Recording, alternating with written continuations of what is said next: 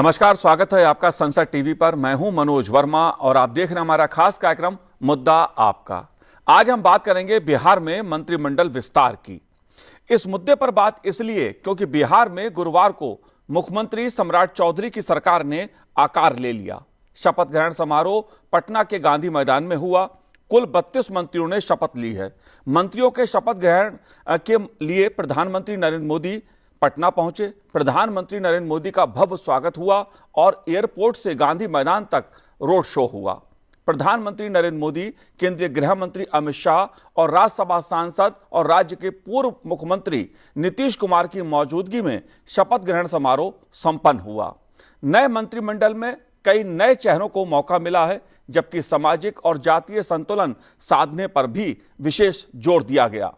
BJP के कोटे से 15 तो जेडीयू के कोटे से 13 मंत्री बनाए गए हैं। इनमें नीतीश कुमार के बेटे निशांत कुमार ने भी मंत्री पद की शपथ ली है। इसके अलावा सहयोगी दलों के नेताओं को भी मंत्रिमंडल में जगह दी गई। मंत्रिमंडल विस्तार में राज्य के सामाजिक और जातीय समीकरण को विशेष रूप से ध्यान में रखा गया। बिहार में जाति हमेशा से चुनावी और सामाजिक दृष्टि से एक महत्वपूर्ण मुद्दा रही है। बिहार में मंत्रिमंडल विस्तार के क्या मायने हैं, क्या संदेश है, मुद्दा आपका में इस पर चर्चा करेंगे। चर्चा करने के लिए खास मेहमान मेरे साथ जुड़े हुए हैं। डॉक्टर मनोज कुमार जी हमारे साथ जुड़े हैं। मनोज जी एसोसिएट प्रोफेसर हैं दयाल सिंह कॉलेज दिल्ली यूनिवर्सिटी में। बहुत बहुत स्वागत है मनोज कुमार जी आपका संसद टीवी पर। साथ ही हम बात करेंगे मिथिलेश कुमार जी से, जो ब्यूरो चीफ हैं पटना प्रभात खबर से। मिथिलेश जी बहुत बहुत स्वागत है आपका। साथ ही जुड़े हमारे साथ वरिष्ठ पत्रकार मनोज मिश्रा जी। मनोज जी बहुत बहुत स्वागत है आपका संसद टीवी पर। शुरुआत मिथिलेश जी मैं आपसे करूंगा। जाहिर तौर पर गांधी मैदान, पटना का गांधी मैदान आज एक और इतिहास का गवाह बना, जब भाजपा नेता सम्राट चौधरी जो राज्य के मुख्यमंत्री हैं, उनके नेतृत्व में उनके मंत्रिमंडल का विस्तार हुआ। क्या मायने हैं इस मंत्रिमंडल विस्तार के, क्या संदेश है इसका? देखिए, करीब 22 दिन पहले ये सम्राट चौधरी के नेतृत्व में जो नई सरकार बनी एनडीए की, उसका ये पहला विस्तार है। अभी तक मात्र 3 मंत्री थे। मुख्यमंत्री को अगर शामिल कर ले तो मुख्यमंत्री के अलावा 2 उप मुख्यमंत्री थे। बस ये 3 लोगों से सरकार का कामकाज चल रहा था। तो जाहिर है कि सरकार के बड़े व्यापक तौर पे कामकाज करने के लिए एक बड़ा मंत्रिमंडल के आकार की जरूरत थी। तो वो पहला विस्तार हुआ जिसमें 32 नए मंत्रियों को शामिल कराया गया और कुल मिलाकर जो सरकार की स्थिति अब 35 मंत्रियों की हो गई, जिसमें एक मुख्यमंत्री हुए। और जो विधानसभा की जो संख्या बल है उस हिसाब से बिहार में 36 मंत्री बनाए जा सकते हैं। तो एक मंत्री का पद अभी भी खाली है और अब पूरी तरह ये सरकार अब पटरी पे आती दिख रही है। अब से कुछ देर बाद विभागों का बंटवारा भी हो जाएगा, तो पूरी तरह वो सरकार काम करने लगेगी अपने विभागों को लेकर। जो सरकार की विकास योजनाएं हैं, जो एजेंडा है सरकार की, उस पर अब पूरी तरह अमल होगा। जी मिथिलेश जी, हम और भी पहलू आपसे समझने की कोशिश करेंगे, लेकिन मनोज मिश्रा जी मैं आपसे जानना चाहता हूं, भाजपा के लिहाज से एक महत्वपूर्ण दिन, भाजपा का मुख्यमंत्री अब बिहार में है और उसके नेतृत्व में जो सरकार है उसके मंत्रिमंडल का विस्तार, आप कैसे देखते हैं? भाजपा की जो सरकार है, एनडीए सरकार है, क्या कहना है आपका?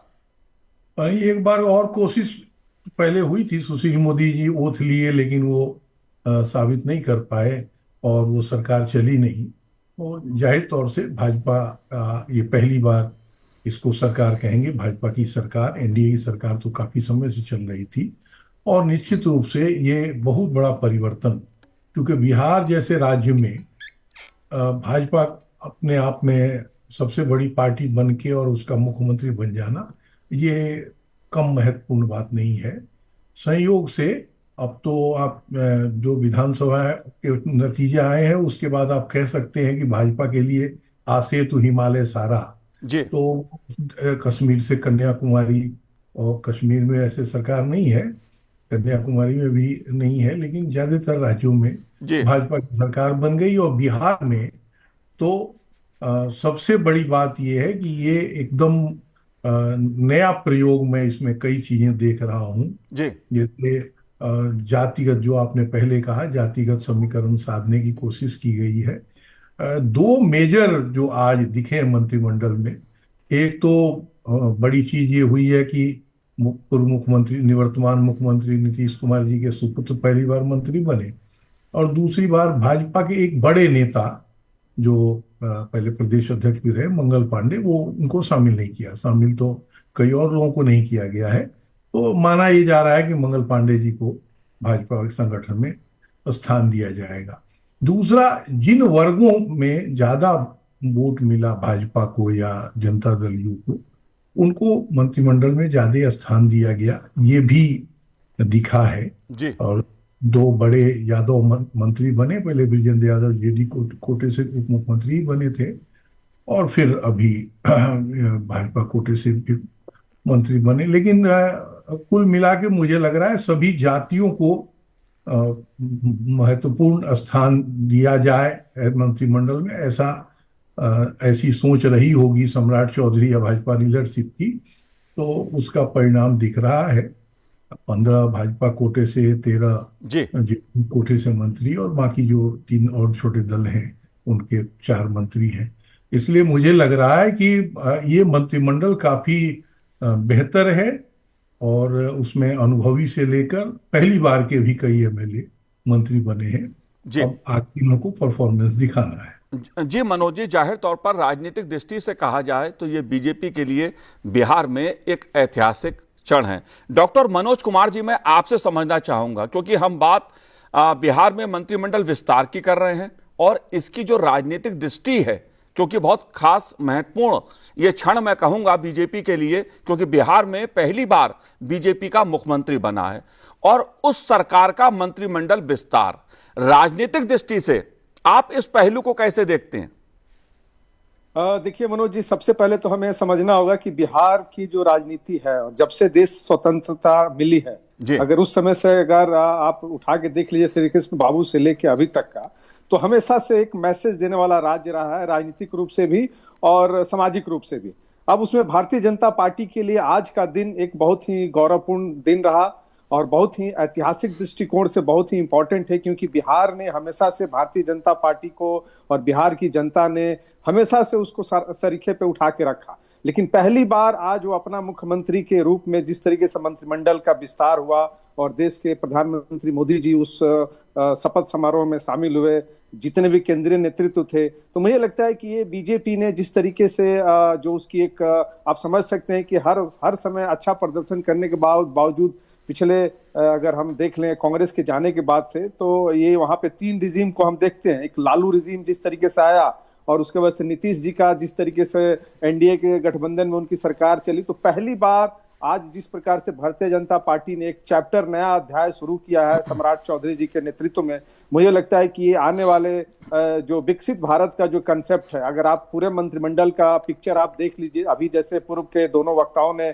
जो बिहार की राजनीति का जो मूल जड़ है, खास करके जो जाति और के आधार पर जिस तरीके से सारी चीजें तय की जाती हैं, वो ऑब्वियस है कि ये एक डेमोक्रेटिक की प्रक्रिया है, और डेमोग्राफी के हिसाब से सारी चीजें तय होती है। तो मुझे लगता है कि लालू मंत्रिमंडल को अगर आप देख लीजिए, और नीतीश मंत्रिमंडल को आप देख लीजिए, और आज का जो मंत्रिमंडल है सम्राट चौधरी के नेतृत्व में, आपको बहुत ही मेजर डेवलपमेंट और गैप देखने को मिलेगा, जो कि कहीं ना कहीं भारतीय जनता पार्टी ने उसको गैप जो था उसको दूर करने का प्रयास किया है। और ऑब्वियस है कि हम चुनाव में, कोई भी पॉलिटिकल पार्टी जब चुनाव लड़ती तो उसका मोटिव एजेंडा होता है कि हम ज्यादा से ज्यादा लोगों में अपना प्रभाव और प्रसार को बढ़ाएं, और उसी को ध्यान में रखते हुए भारतीय जनता पार्टी ने पूरा एक नया सोशल इंजीनियरिंग यहाँ पे दिखाया है। जी मनोज जी, जी, मैं सोशल इंजीनियरिंग की बात जो है, जो सामाजिक संदेश है, उसको भी समझने की कोशिश करूंगा। लेकिन मिथिलेश जी, उससे पहले मैं ये समझना चाहता हूं आपसे, क्योंकि बिहार के लोग विकास पर काफी जोर देते हैं, और सरकार का एजेंडा रहा जो नीतीश कुमार जी के नेतृत्व में एनडीए की सरकार चली, उसका सुशासन संदेश था। सुशासन बाबू के तौर पे नीतीश कुमार जी ने अपनी पहचान बनाई। मैं आपसे ये जानना चाहता हूं, जब हम सुशासन की बात करते हैं, विकास की बात करते हैं, तो नई सरकार जो है सम्राट चौधरी के नेतृत्व में जो मंत्रिमंडल का विस्तार हुआ है, उसके सामने सुशासन की दृष्टि से क्या क्या प्राथमिकताएं हैं बिहार को लेकर? देखिए, सम्राट चौधरी मुख्यमंत्री पद की शपथ लेने के बाद जो उन्होंने अपनी एजेंडा को सार्वजनिक किया और प्राथमिकता सूची में रखा, उसमें सबसे पहले था कानून व्यवस्था। बिहार में कानून व्यवस्था एक बड़ा मुद्दा रहा है। उसी मुद्दे पे नीतीश कुमार की सरकार बनी और एनडीए की सरकार नीतीश कुमार 20 वर्षों तक वो चलाते रहे, तो कानून व्यवस्था से किसी भी प्रकार का वो समझौता नहीं करेंगे, उन्होंने अपनी प्राथमिकता तय की। दूसरा सबसे जो बड़ा एक एजेंडा उन्होंने रखा वो युवाओं के लिए अगले 5 साल में, आपको याद होगा कि पिछले साल नवंबर में जो चुनाव हुए और जो सरकार बनी, तो 7 निश्चय पार्ट 3 को लागू करने का सरकार का फैसला हुआ। उसमें अगले 5 साल में 1 करोड़ लोगों को नौकरी और रोजगार देने की बात हुई थी। इसी एजेंडे को मुख्यमंत्री सम्राट चौधरी ने भी लागू किया है, लागू करने जा रहे हैं वो, और उसको अपनी प्राथमिकता सूची में रखा है। और जब सरकार बनने के कुछ दिन हुए, करीब सप्ताह दिन के बाद जो बातचीत हुई मुख्यमंत्री से, तो उन्होंने कहा कि 20 नवंबर जो है उसमें 20 नवंबर 2026 सरकार के 1 साल पूरे हो जाएंगे, और इनकी समझ है और इनकी कोशिश है कि उस 20 नवंबर के पहले तक 5 लाख करोड़ रुपए का बिहार में निवेश हो, धरातल पर उतरे। तो ये एक बड़ा एजेंडा है, मुख्यमंत्री ने विकास और सुशासन इन दोनों एजेंडे पे चलने का निर्णय लिया है। रोजगार देने का, लॉ एंड ऑर्डर का, सड़क सुरक्षा, स्वास्थ्य के क्षेत्र में कई सारे मेडिकल कॉलेज बिहार में खुलने वाले हैं। तो सरकार के ओर से उन्होंने कहा कि पीपीपी मोड में, मतलब अकेले सारा काम सरकार नहीं कर सकती है, पब्लिक प्राइवेट को भी पार्टनरशिप बनाना होगा। तो पीपीपी मोड, जिसको पब्लिक पार्टनर प्राइवेटशिप कहते हैं, उसमें बिहार में कई सारे मेडिकल कॉलेज खोले जाएंगे, सरकारी अस्पतालों की स्थिति सुधरेगी, सड़कों की दशा सुधरेगी, कई सारे पूल प्रोजेक्ट काम हो रहे हैं।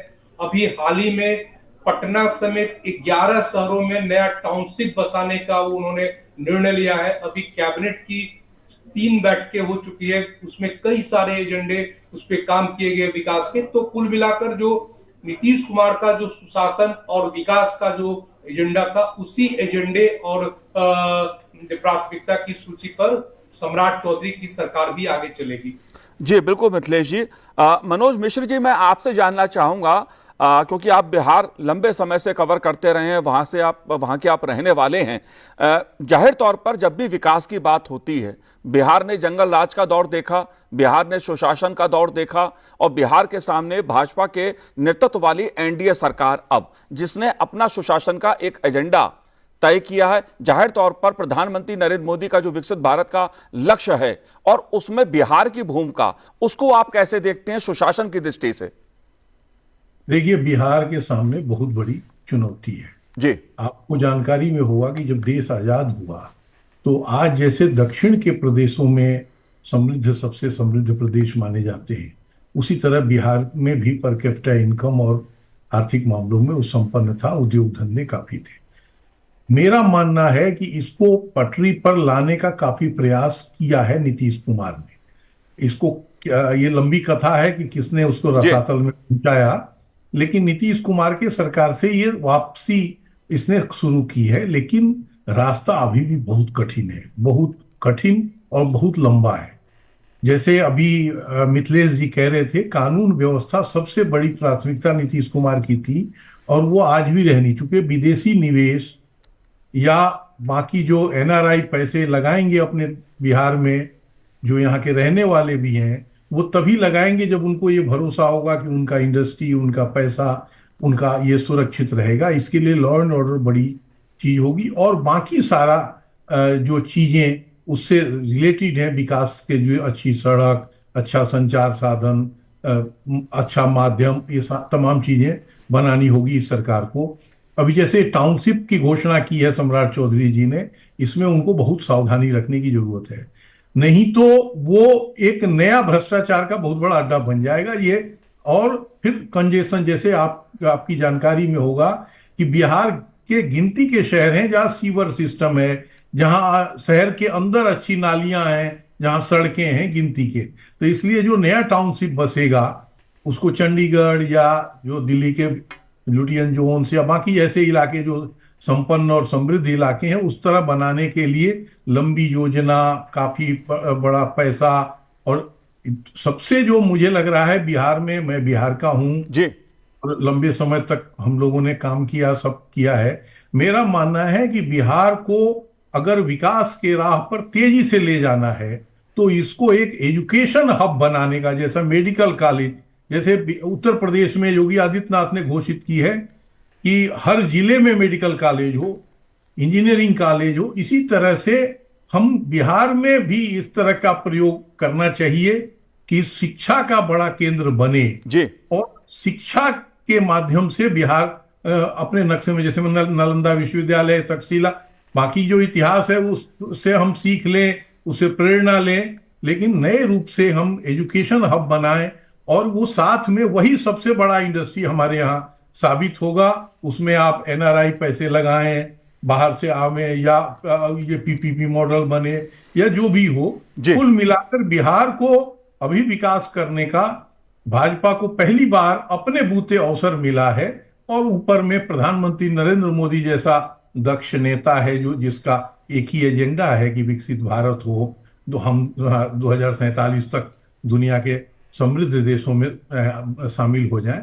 तो इसलिए मुझे लग रहा है सम्राट चौधरी और उनकी टीम को युद्ध स्तर पर काम करके, और जब काम करेंगे तो भ्रष्टाचार पर भी काफी कुछ नियंत्रण होगा, क्योंकि काम करने के बाद दूसरी चीजों पर ध्यान कम जाता है। जी बिल्कुल मनोज जी, आपने कई महत्वपूर्ण मुद्दे उठाए अपने इस चर्चा में। डॉक्टर मनोज कुमार जी, मैं आपसे जानना चाहता हूं, क्योंकि बात जब बिहार में सुशासन की जाती है, बिहार के विकास की जाती है, तो जाहिर तौर पर विकास की डिमांड है, जो मांग है, बिहार की जनता की प्राथमिकता में रही है। अच्छी शिक्षा, अच्छा स्वास्थ्य, रोजगार, उद्योग धंधे, ये बिहार के लोगों की प्राथमिकता में रहा है। मैं आपसे जानना चाहता हूं, सुशासन के तहत विकास बिहार में हुआ और बीजेपी रूल स्टेट जो थे, जहां पर बीजेपी के नेतृत्व में सरकारों ने काम किया, अगर उसकी भी हम तुलना करें तो साफ तौर पर दिखाई देता है कि उत्तर प्रदेश में विकास किस तेजी के साथ हुआ। क्या बिहार को, जिसकी तरफ मनोज जी इशारा कर रहे थे, उस मुद्दे को आप कैसे देखते हैं? देखिए मनोज जी, ये बहुत ही इंपॉर्टेंट समय है बिहार के लिए। और ये अभी जैसे मिश्रा जी ने, जैसे हम लोग वरिष्ठ हैं, उन्होंने अपना अनुभव बताया, मुझे लगता है कि उस चैप्टर को आगे बढ़ाने का भारतीय जनता पार्टी ने संकल्प कर लिया और इसकी छाप आपको पूरा मंत्रालय में आपको दिख रहा है। क्योंकि ये जो मंत्रालय का जो विस्तार हुआ है, अगर आप उसको अगर डीपली स्टडीज करें तो पूरा एक तरीके से उसमें बीजेपी का जो एक एजेंडा है, जो डबल इंजन की सरकार की जो मुख्य बातें हैं, उसको एग्जीक्यूशन करने के लिए इस तरीके का विस्तार दिया गया है। और मैं जो देख रहा हूं, क्योंकि देखिए अगर 2025-26 में जो बजट बिहार सरकार ने जो पेश किया है, वो लगभग 3,47,589 करोड़ का बजट इसको डाला गया है। और उसमें से अगर पिछले साल का अगर आज बजट देख लीजिए तो लगभग 30,694 करोड़ बढ़ा के बजट दिया गया है। तो किसी भी राज्य का विकास पैसे से होता है। और नो डाउट पिछले 10-15 सालों में जिस तरीके से नीतीश जी के नेतृत्व में बिहार में लॉ एंड ऑर्डर, जो बेसिक, जो मूलभूत जो जरूरत थी उसको पूरा किया गया था, लेकिन अभी भी जब हम बाकी राज्यों से तुलना करते हैं तो बिहार उसमें कहीं ना कहीं पिछड़ते हुए दिख रहा था। तो अभी जिस तरीके से युवा नेतृत्व सामने दिया गया है और जिस तरीके का कैबिनेट का विस्तार किया गया है, और हम सब जानते हैं कि हमेशा देश के प्रधानमंत्री जी इस चीज को बोलते हैं कि जब तक पूरब का विकास नहीं होगा तब तक शायद देश का विकास नहीं हो सकता है।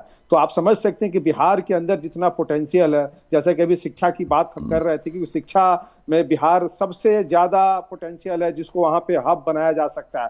और मुझे कहते हुए खुशी हो रही है कि इस बार का जो बजट प्रावधान था, अगर आप उसका देखें एक एक चीज के, तो शिक्षा में सबसे ज्यादा बजट एलोकेशन किया गया है। ब्लॉक स्तर के स्कूल के लिए भी बात की जा रही है, मेडिकल कॉलेजेस की बात की जा रही है। तो मुझे लगता है कि सरकार कहीं से भी पैसे की कमी नहीं करने वाली है। और केंद्र सरकार के पास अभी ये बहुत अच्छा मौका है कि जो डबल इंजन की बात होती है कि किस तरीके से हमें विकास करना, जैसा अभी आपने बताया कि उत्तर प्रदेश में जिस तरीके से विकास की गति रफ्तार पकड़ी हुई है, तो मुझे लगता है कि बिहार में भी ये स्थिति अब हम लोगों को जरूर कल से देखने को मिलेगा। क्योंकि स्पीड के साथ अगर काम होगा तभी जाके हम अपने वैश्विक अर्थव्यवस्था में और भारत की अर्थव्यवस्था में बिहार का कंट्रीब्यूशन हो सकता है। और उसमें आपको मैं एक चीज और कहना चाहूंगा मनोज जी, की देखिए बिहार का जो ज्योग्राफिकल लोकेशन है वो भी बहुत इंपॉर्टेंट हो जाता है, क्योंकि वहां पे कुछ एरिया है जो फ्लड से परेशान है और कुछ एरिया है जहां पे ड्रॉट आ जाता है। तो मुझे लगता है कि इन सब सारी चीजों पे भी बजट में प्रावधान है, अगर इसको सही तरीके से एक्विजिशन किया जाए तो बिहार भी अग्रणी भूमिका में आ सकता है। जी, जाहिर तौर पर कई चुनौतियां भी हैं, लेकिन बिहार के सामने संभावनाएं भी अपार हैं। लेकिन मिथिलेश जी, मैं आपसे समझना चाहता हूं कि जो मंत्रिमंडल का विस्तार हुआ उसमें जातिगत सामाजिक जो संतुलन है उसे बनाने की कोशिश की गई। पिछड़ा, अति पिछड़ा, दलित समाज, एक सामाजिक न्याय की दृष्टि से सोशल इंजीनियरिंग भी की गई है। इस मुद्दे को आप कैसे देखते हैं? जी देखिए, एक सभी तबके के, समाज के सभी तबके को सम्राट चौधरी ने एडजस्ट करने का, प्रतिनिधित्व देने का काम इस मंत्रिमंडल के विस्तार में दिखाया है। अब कुल मिलाकर 35 मंत्री हैं, मुख्यमंत्री को शामिल कर लिया जाए तो उसमें 9 मंत्री जो हैं वो सवर्ण कोटि के या उच्च जाति से आते हैं, उसमें रखा गया है। करीब 7 मंत्री ऐसे हैं जो 9 मंत्री ऐसे हैं जो अति पिछड़ी जाति से प्रतिनिधित्व करते हैं। 7 मंत्री दलित अनुसूचित जाति वर्ग से आते हैं। उसमें अगर बाइफरकेट किया जाए तो अति पिछड़ी जातियों में 2 मंत्री ऐसे हैं जो धानुक समाज, अति पिछड़ी जाति से वो आती है, समाज वो आता है, उस जाति का प्रतिनिधित्व कर रहे हैं। 2 कुर्मी जाति से 2 मंत्रियों को रखा गया है। 2 यादव समाज से 2 मंत्री बनाए गए हैं। तो आप ये देख सकते हैं कि कैबिनेट का जो चेहरा है उसमें सभी तबकों को शामिल किया गया है, चाहे वो ऊंची जातियों के नेता हों, चाहे पिछड़ी जाति के हों, दलित जाति से हो या फिर अति पिछड़ी जाति से हो। एक अल्पसंख्यक समाज के भी एक मंत्री बनाए गए हैं, मोहम्मद जमा खान, वो जदयू से आते हैं, उनको भी कैबिनेट में जगह दी गई है। तो कुल मिलाकर ये स्थिति है जो सरकार की जो तस्वीर बनती दिख रही है, वो जो बनी है उसमें समाज के सभी तबकों को प्राथमिकता दी गई है। कोई ऐसा वर्ग जो है वो अछूता शायद ही रह गया हो। तो मुख्यमंत्री को अपनी नीतियों को आगे ले जाने में, समाज के सभी वर्ग में पैठ जमाने में, उन तक पहुंचने में यह कोशिश उन्हें अवसर देगी। हाँ, ये है कि कुछ जैसे जाति की बात बिहार में होती है तो कुछ अति पिछड़ी जातियों की सूची जो है वो बहुत लंबी है। कई सारी जातियां वंचित भी रह जाती है सत्ता में भागीदारी से, विधायक बनने से, मंत्री बनने से। तो कुछ जातियां निश्चित रूप से छूट गई होंगी, लेकिन जो बड़े पैमाने पे एक मुख्यमंत्री ने जो मैसेज देने का काम किया वो ये है कि समाज के सभी तबकों को, खासकर अति पिछड़ी जातियों को उन्होंने ज्यादा से ज्यादा अवसर दिया है कि वो सरकार के कामकाज में आगे हाथ बढ़ाएं, सरकार की योजनाओं को इन पर ले जाने में वो अपनी भूमिका अदा करे। तो इसको इसी रूप में देखा जाए। जाहिर सी बात है, सामाजिक दृष्टि से भी मंत्रिमंडल को एक बेहतर आकार देने की कोशिश की गई है सम्राट चौधरी के नेतृत्व में। लेकिन मनोज जी, सबकी नजरें आज इस बात पे लगी रही कि नीतीश कुमार जी के बेटे निशांत कुमार जी ने जब शपथ ली तो जाहिर सी बात है जेडीयू और बीजेपी में भी तमाम लोगों की निगाहें निशांत कुमार के ऊपर थी। निशांत कुमार का मंत्री बनना क्यों महत्वपूर्ण है? इसके पीछे आप क्या वजह देखते हैं, क्या कारण है? भविष्य की दृष्टि से जेडीयू की राजनीति पर इसका क्या असर पड़ेगा, बिहार पर क्या असर पड़ेगा? देखिए, मेरा मानना यह है कि नीतीश जी उम्र के इस पड़ाव पे पहुंच गए हैं कि हम चाहे या न चाहे ये स्वीकारना पड़ेगा कि अब वो उनकी उम्र रिटायरमेंट की है। लेकिन बिहार में जो आधुनिक बिहार है या जो समझिए जंगल राज से निकला हुआ बिहार है, उसमें ये इस पर कोई बहस ही नहीं हो सकती कि उसको विकास के रास्ते पर लाने में सबसे बड़ी भूमिका नीतीश कुमार है जी। आज भी जो वोट मिला है प्रधानमंत्री के नाम पर तो मिला ही है, लेकिन बहुत बड़ा वोट बैंक जिसको हम कहते हैं वो नीतीश कुमार के नाम पर मिला है। मुझे लग रहा है कि खास करके जेडीयू के लोगों को ये लग रहा होगा कि उनकी लीडरशिप में, चूंकि भाजपा एक कैडर पार्टी है, कार्यकर्ता आधारित पार्टी है, जेडीयू उस तरह की पार्टी नहीं है।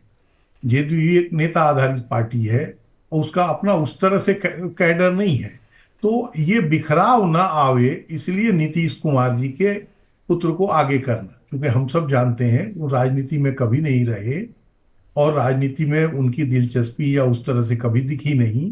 अभी भी जब से उनको 2 महीने पहले जेडीयू में शामिल किया गया और आज मंत्री बनाया, तब भी उनकी बॉडी लैंग्वेज और बाकी चीज़ों से ये लग रहा है कि वो बहुत सहज नहीं हो पा रहे हैं। तो हो सकता है इसमें समय लगे, लेकिन एक जाना पहचाना नाम और सीधे नीतीश कुमार के पुत्र हैं, ये बहुत बड़ा लाभ जनता दल यू को, पूरी एनडीए सरकार को, सम्राट चौधरी की सरकार को मिलेगा। लेकिन मेरा मानना है कि इसका एक काफी बड़ा लाभ जेडीयू को देर सवेर मिलेगा, जो आने वाले समय में चुनाव होगा। और अभी भी नीतीश कुमार जी के थकने के बाद, जी, क्योंकि जाहिर तौर से वो राज्यसभा में आने के बाद उनका फैसला है, उन्होंने जानबूझ के ये फैसला लिया होगा ताकि वो आराम करें, तो उनके थकने के बाद ये एक सेकेंड लाइन लीडरशिप उनके नाम पर बनेगी और उसका लाभ जेडीयू को ज्यादा मिलेगा। जी, को भी जी, बिल्कुल बिल्कुल मनोज जी, जो सेकंड लीडरशिप लाइन खड़ी करने की बात आपने की, जो मुद्दा है, महत्वपूर्ण मुद्दा है। डॉक्टर मनोज कुमार जी, आखिरी सवाल मेरा आपसे है। जाहिर तौर पर जो दूसरी पंक्ति के नेता हैं या लीडरशिप एक तरफ से क्रिएट करने की कोशिश जेडीयू में भी है, लेकिन सहयोगी दलों ने भी अपने अपने पुत्रों के जरिए कहीं ना कहीं उस परंपरा को आगे बढ़ाने की कोशिश की है। इस समीकरण को आप कैसे देखते हैं, क्योंकि इसकी चर्चा भी काफी है? देखिए मनोज जी, आपने बड़ा इंटरेस्टिंग सवाल किया है, क्योंकि आज जिस तरीके से पूरे देश से आप देख सकते हैं कि लीगेसी पॉलिटिक्स को देश का यूथ और जो आम जनता वो अपने मतदान से रिजेक्ट कर रही है। और हम सब देख सकते हैं कि चाहे साउथ का हो या इवन अभी रिसेंटली जो बंगाल का हुआ हो या इसके पहले उड़ीसा का हुआ हो, तो लेकिन बिहार में एनडीए और बीजेपी को हम वहां पे अलग करके अगर जब देखते हैं तो आपको ये दोनों चीजें जो आपने सवाल किया है, जो जिस तरीके से परिवारवाद को बढ़ाया जा रहा है, तो आपको दोनों पार्टियों में देखने को मिल रहा है। तो मुझे लगता है कि अभी ये बेसिकली क्षेत्रीय और जातीय बिल्कुल डॉक्टर मनोज जी, जाहिर तौर पर मुख्यमंत्री सम्राट चौधरी की सरकार का मंत्रिमंडल विस्तार भाजपा के नजरिए से इसलिए भी महत्वपूर्ण है क्योंकि पश्चिम बंगाल से लेकर बिहार तक भाजपा राजनीति की सफलता का एक नया इतिहास रच रही है। कारण बतौर बिहार के मुख्यमंत्री नीतीश कुमार के लंबे चले शासनकाल के बाद बीते 15 अप्रैल 2026 को सम्राट चौधरी ने बिहार के नए और राज्य में भाजपा के पहले मुख्यमंत्री के तौर पर शपथ ली थी। यह पल कई मायनों में ऐतिहासिक था। नीतीश कुमार बिहार से केंद्र की राजनीति की ओर कदम बढ़ा रहे थे और भाजपा के सम्राट मुख्यमंत्री की कुर्सी पर बैठते हुए उस लंबी राजनीतिक यात्रा का अंत और एक नए दौर की शुरुआत दर्ज कर रहे थे, जिसका इंतजार भाजपा को दशकों से था। इसलिए सम्राट चौधरी की सरकार का मंत्रिमंडल विस्तार सुशासन, राजनीति और सामाजिक दृष्टि से बेहद महत्वपूर्ण माना जा रहा है। आप तीनों ने इस कार्यक्रम में चर्चा की, बातचीत की संसद टीवी से। बहुत बहुत शुक्रिया, बहुत बहुत धन्यवाद हमसे बात करने के लिए। तो आज इस कार्यक्रम में इतना ही। मुझे दीजिए आज्ञा। नमस्कार।